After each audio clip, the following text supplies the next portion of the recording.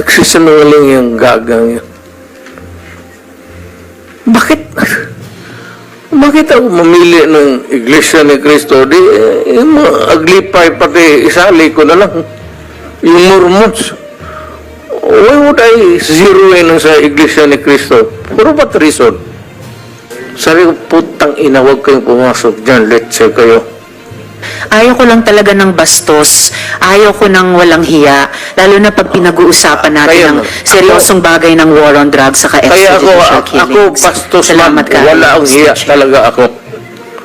Yan ang totoo.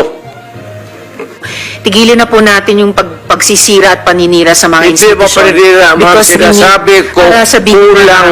pero may nasabi Hindi rin nila kasalanan.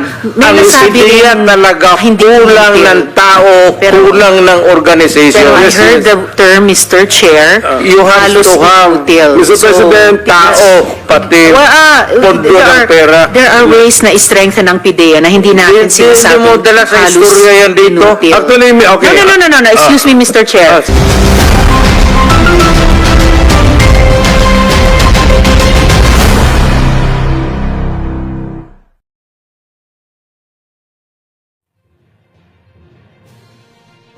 Magandang gabi mga kabalitaan.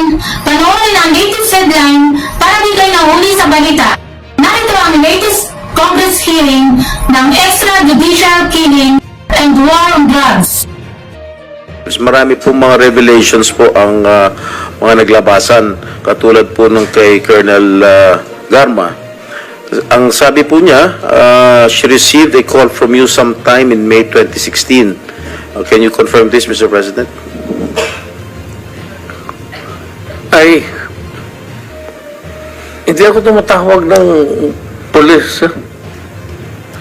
Bahay? Yung sabi niya doon sa bahay?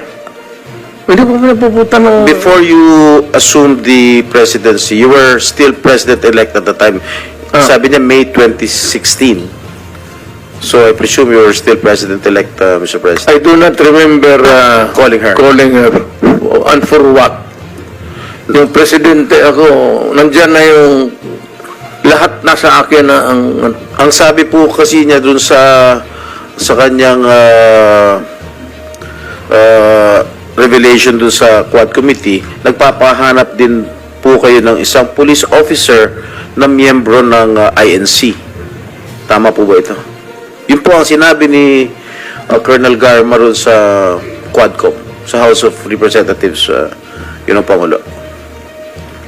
I hate to say this, but... Nagsisinungaling yung gagang yun. Bakit? Bakit ako mamili ng Iglesia ni Cristo? Di, yung mga aglipay pati isali ko na lang.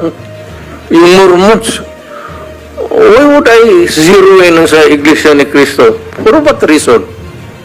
Yun po ang sinabi ni... Kaya, sir, Opo. I am just trying to in-explain ko kung bakit ako magpatawag ng Iglesia ni Cristo. Di, ipatawag ko na lang yung Mormons, pati yung aglipay. Trabaho nila yan, sir.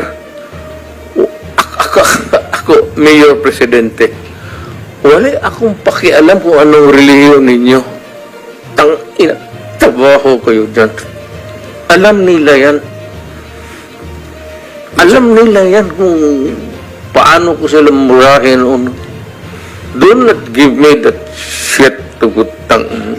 Mr. President, pero gaano niyo po kakilala tong si Colonel Garma? At kailan niyo po siya nakilala? Saan ba ito nagka-problema itong babae na ito? Hiwalay ito sa asawa eh. Si Niligawan Belila niyo ba po? yun? Oh, si Belila. Niligawan niyo po? Sino? Si Garma?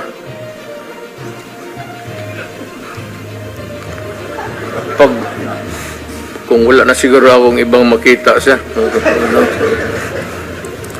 Hindi, sir, ganito naman.